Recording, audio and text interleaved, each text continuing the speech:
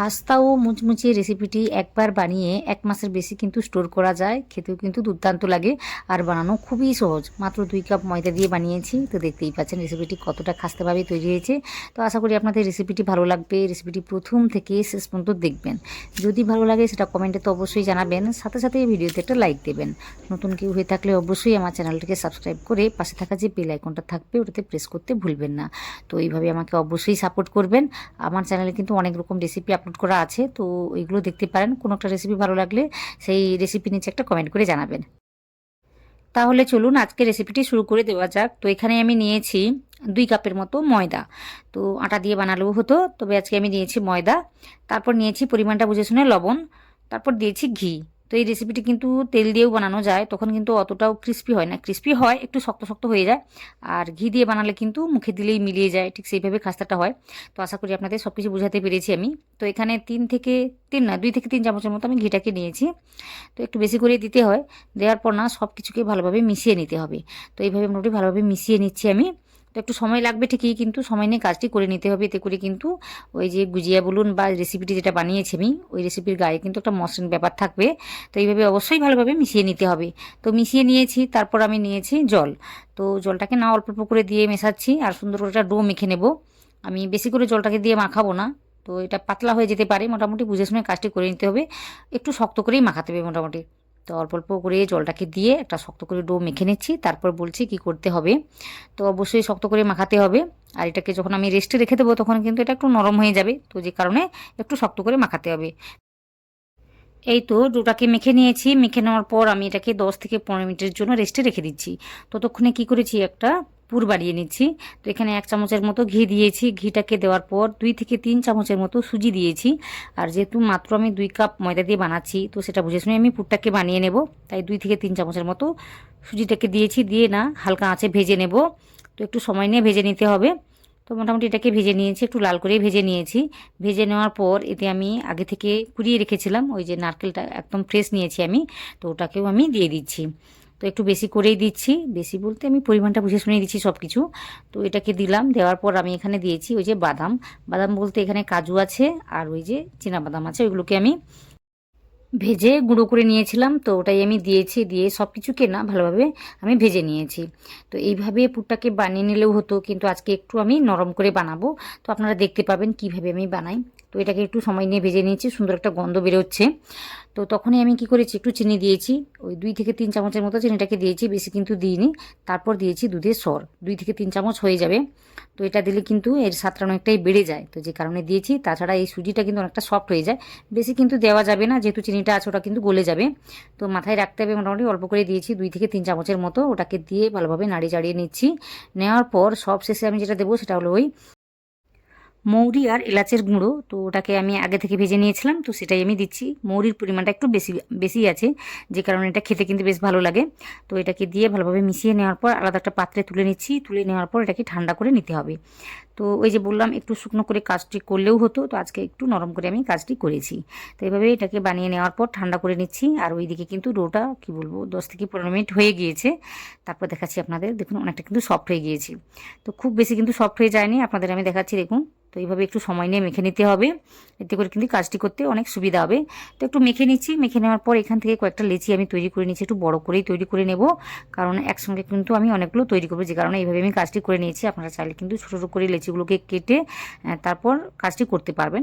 তো মোটামুটি আমি আজকে এইভাবে দেখিয়েছি, আশা করি আপনাদের অনেক সুবিধা হবে। তো দেখুন রেসিপিটি, তো আশা করি আপনাদের অনেক ভালো লাগবে। তো একটা লেচি আমি নিয়েছি, এখান থেকে নিয়ে না আমি বেলে দেখিয়ে দিচ্ছি। তো এইভাবে একটু বড় করে কাজটি আমি করেছি। তারপর আমি যেহেতু এই ডোটাকে একটু শক্ত করে মেখে নিয়েছি, যে কারণে কিন্তু কোনো রকম আটা বা ময়দা কিছুই লাগবে না, শুধু এমনিতেই বেলে নেওয়া যাবে। আর যেহেতু ঘির পরিমাণটা একটু বেশি আছে, তো সেভাবে কিছু লাগবে না। তো দেখতেই পাচ্ছেন এইভাবে আমি একটু পাতলা করে বেলে নেব, খুব বেশি পাতলা করব না, মোটামুটি একটু পাতলা করে বেলে নিচ্ছি। আর যেহেতু লেচিটা বড় রয়েছে, এই রুটিটা কিন্তু অনেকটাই বড় হবে। তো দেখতেই পাচ্ছেন এইভাবে বেলে নিয়েছি। বেলে নেওয়ার পর আমি একটা গ্লাস নিয়েছি, গ্লাসটাকে দিয়ে এইভাবে বসিয়ে যে কোটা কেটে নেওয়া যায় এই শেপে ঠিক সেইভাবে আমি কেটে নিয়ে তারপর দেখাচ্ছি কি করতে হবে। যদি এই রেসিপিটিকে একটু কি বলবো মুচমুচে বা খাস্তাভাবে বানাতে হয় তখন কিন্তু এইভাবে ডোটাকে তৈরি করে নিতেই হবে, না হলে কিন্তু রেসিপিটি সেভাবে তৈরি হয় না। ওই লুচির মতো দেখতে লাগে জিনিসটা তৈরি হওয়ার পর, এইভাবে ঠিক তৈরি হবে না আমি যেভাবে বানিয়েছি। তো একটু শক্ত করে ডোটাকে মেখে নিলেই কিন্তু রেসিপিটি সহজেই তৈরি হয়ে যায়। তো মোটামুটি ময়দার সঙ্গে ওই যে তেল বা ঘিটা ইউজ করবেন, একটু বেশি করে ইউজ করবেন, এতে করে কিন্তু ফলটা ভালোভাবে পাবেন। তো মোটামুটি দেখুন সুন্দর করে কেটে নিয়েছি, তারপর বাড়তি যে অংশগুলো রয়েছে ওইগুলোকে আমি তুলে নিচ্ছি। তো আজকে রেসিপিটি আশা করি আপনাদের ভালো লাগছে, এই পর্যন্ত দেখছেন মানে মোটামুটি বোঝা যাচ্ছে যে ভালো লাগছে। যদি ভালো লাগে সেটা অবশ্যই কমেন্টে জানাবেন, সাথে সাথে ভিডিওতে একটা লাইক দেবেন। নতুন কেউ হয়ে থাকলে অবশ্যই আমার চ্যানেলটিকে সাবস্ক্রাইব করে নেবেন, বারবার আমি একই কথাই বলি। আর কোনো একটা রেসিপি যদি আপনাদের ভালো লাগে সেটা অবশ্যই ওই রেসিপির নিচেই জানাবেন, তো অবশ্যই এই কাজগুলো করবেন। তো এখানে দেখুন আমি একটা লেচি নিয়েছি, না একটা পুরি নিয়েছি, আমি নেওয়ার পর না এইভাবে পুরটাকে দিয়েছি, পুরটা কিন্তু ঠান্ডা হয়ে গিয়েছে। তো ওটা দেওয়ার পর না আমি প্রথমেই কিন্তু জলটাকে লাগিয়ে দিয়েছিলাম, তো জলটাকে দিয়ে ভালোভাবে আটকে দিতে হবে। আমি জলটা দেওয়ার পর পুরটাকে দিয়েছি, তারপর এভাবে আটকে দিয়েছি। তো সহজেই কিন্তু আটকে যাবে জলটাকে দেওয়ার পর। ভালোভাবে আটকে নেওয়ার পর কিন্তু আমি এইভাবে শেপটা দিয়েছি। প্রথমে আমি আর একটু জলটাকে লাগিয়ে দিয়েছি, লাগিয়ে দেওয়ার পর এইভাবে মুখটাকে মুড়ে দিচ্ছি, একটু প্রেস করে বাইরের দিকে এনে তারপর এইভাবে মুড়ে দিচ্ছি। তো একটু প্রেস করে নিতেই হবে, তাহলে কিন্তু আপনি জায়গাটা পাবেন ওই মোড়ার জন্য। তো এইভাবে অবশ্যই প্রেস করে বাইরের দিকে এনে তারপর এইভাবে মুড়ে দিলেই কিন্তু সুন্দর একটা ডিজাইন তৈরি হয়ে যায়। তো আশা করি আজকের এই রেসিপিটি আপনাদের ভালো লাগছে বা এই ডিজাইনটি আপনাদের ভালো লাগছে। তো একই রকমভাবে আরও একটা আমি বানিয়ে আপনাদের দেখিয়ে দিচ্ছি। খুবই সহজ রেসিপি বা সহজ একটা ডিজাইন, সবাই কিন্তু বানাতে পারবে। তো দেখুন আমি কি করেছি, আরও একটা এইভাবে পুরটাকে দিয়ে ভালোভাবে আটকে দিয়েছি। অবশ্যই জলটাকে লাগাতে হবে, লাগিয়ে দেওয়ার পর কিন্তু এইভাবে কাজটি করে নিতে হবে। তো প্রেস করে এইভাবে মুড়ে দিচ্ছি আমি, দেখুন এই যেভাবে একবার প্রেস করলাম তারপর মুড়ে দিলাম, ঠিক এইভাবে কিন্তু কাজটি হয়ে যাবে। তো এইভাবে কিন্তু সহজেই আটকে যায় জিনিসটা বা শেপটা চলে আসে। তো এইভাবে বানিয়ে নিতে পারেন, খুবই সহজ একটি ডিজাইন। তো আশা করি আপনাদের সবারই ভালো লাগছে। তো এইভাবে সবকটাই আমি বানিয়ে নিয়েছি, সবকটাই নয় বেশ কয়েকটা আমি বানিয়ে নিয়েছি। তারপর এগুলোকে আমি ভেজে দেখাচ্ছি। তো এখানে তেলটা নিয়েছি, তেলটা মোটামুটি গরম হয়েছে, খুব বেশি কিন্তু গরম করা যাবে না। তারপর এখানে এগুলো আমি ছেড়ে দিচ্ছি। তো একসঙ্গে কিন্তু অনেকগুলো ভেজে নেওয়া যায়। তো আমি এখানে গ্যাসের ফ্লেমটা হাই রেখেছিলাম, তো তারপর আমি কমিয়ে দিয়েছি, একদম লো করে দিতে হবে। তেলটা যেন না খুব বেশি গরম থাকে সেদিকে একটু খেয়াল করতে হবে। তারপর এইগুলোকে আমি দিয়েছি, আমি যতগুলোই বানিয়েছিলাম প্রথমে আমি ততগুলোই দিয়েছি, দিয়ে না সুন্দর করে ভেজে নেব। ভেজে নেব বলতে দেখিয়ে দিচ্ছি ঠিক কীভাবে ভাজতে হবে, না হলে কিন্তু দেখতে দোকানের মতো মনে হয় না, একদম লুচির মতো মনে হবে। তো একটু মোটামুটি বুঝে শুনে কাজটি করলে কিন্তু খুব সুন্দরভাবে খাস্তাভাবে জিনিসটা তৈরি করে নেওয়া যায়। তো সব কটাকে আমি একসঙ্গে দিয়েছিলাম, দিয়ে না 1 থেকে 2 মিনিটের জন্য কোনো রকমভাবে নাড়াচাড়া আমি করিনি, এভাবে রেখে দিয়েছিলাম। তারপর কিন্তু এগুলোকে আমি উল্টে দেবো।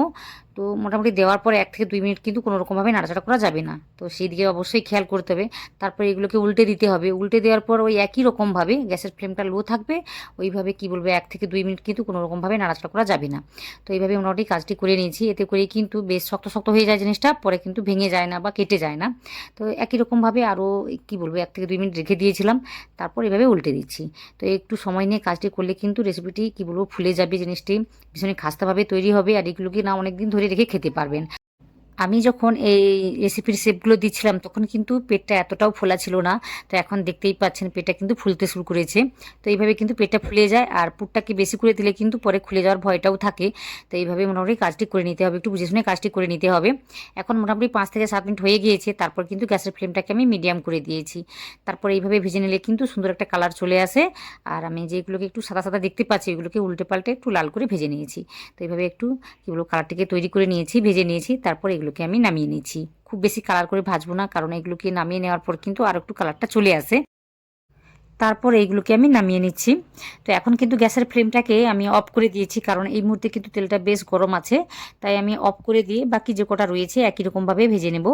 তো এইগুলোকে দেওয়ার পর তারপর গ্যাসের ফ্লেমটাকে আমি লো করে দেব, চালু করে তারপর আমি লো করে দেব। তো এইভাবে কাজটি করে নিতেই হবে।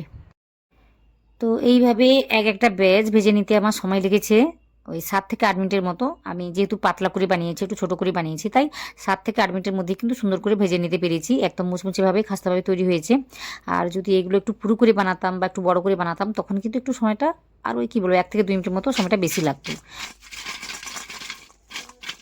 তো এইভাবে গুজিয়াগুলোকে বানিয়ে 1 মাসের বেশি কিন্তু স্টোর করে খেতে পারবেন। আশা করি আজকের রেসিপিটি আপনাদের সহজ মনে মনে হয়েছে বা ভালো লেগেছে। ভালো লেগে থাকলে অবশ্যই সেটা কমেন্ট করে জানাবেন আর আমাকে সাপোর্ট করবেন।